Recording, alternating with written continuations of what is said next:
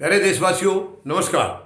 जैसा कि पूरे देश को मालूम है, कुछ महिलाओं के जो शॉर्ट सर्विस कमीशन की महिलाएं थी अधिकारी सेना में, उनको परमानेंट कमीशन देने के लिए कुछ शर्तें और तरीके माननीय सर्वोच्च न्यायालय ने सुझाए थे सरकार को, और उसके तहत कुछ महिलाओं को परमानेंट कमीशन दे दिया गया था। और माननीय सर्वोच्च न्यायालय ने क्लियर कट कह दिया था, दिशा निर्देश दिए थे कि उनका जो इवेल्युएशन पहले के सिस्टम से होता है वो नहीं होगा। गाइडलाइंस माननीय सर्वोच्च न्यायालय ने जारी किए थे कि इसके मुताबिक अब जो है उनका इवेल्युएशन किया जाएगा।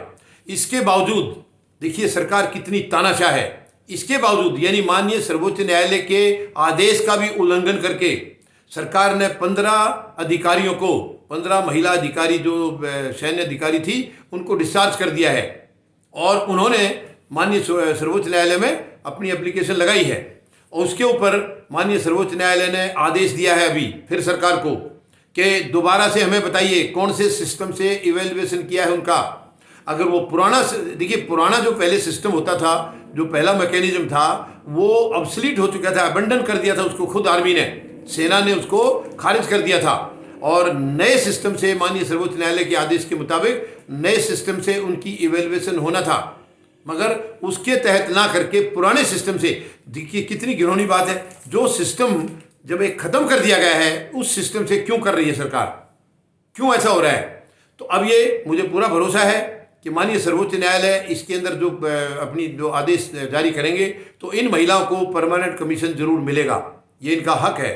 इवेल्युएशन में अगर देखिए इसमें इवेल्युएशन में ये खरी नहीं उतरती हैं, वो एक अलग बात है, वरना इवेल्युएशन का वो जो मापदंड है जो माननीय न्यायालय ने सुझाया है वो तो सरकार को करना ही पड़ेगा। उसके तहत फिर उनका जिसका जिसका जैसे स्टेटस होगा उसके हिसाब से मिल जाएगा। लेकिन कितनी शर्म की बात है, यानी माननीय सर्वोच्च न्यायालय की अवहेलना भी कर रही है आदेश की। देश को कुछ समझते ही नहीं है, देशवासियों को कुछ समझते नहीं है, तानाशाही से चला रहे हैं 7.25 साल से। लेकिन ये माननीय सर्वोच्च न्यायालय के आदेश को भी इस तरीके से धत्ता दिखा रहे हैं। शर्म की बात है, ये शर्म की बात है। और बहुत सारी चीज़ें इतनी हो रही हैं, ऐसे ऐसे उल्टी सीधे कर रहे हैं ये। और माननीय सर्वोच्च न्यायालय ने एक और चीज़ कही है, बहुत बड़ी बात कही है सरकार के लिए, कि सरकार मेहरबानी करके अपने जो डेली के फैसले होते हैं, डेली का मंथन कीजिए, आज जो फैसला लिया है उसमें कुछ गलत तो नहीं हुआ है। ये बहुत बड़ी बात कही है माननीय सर्वोच्च न्यायालय ने।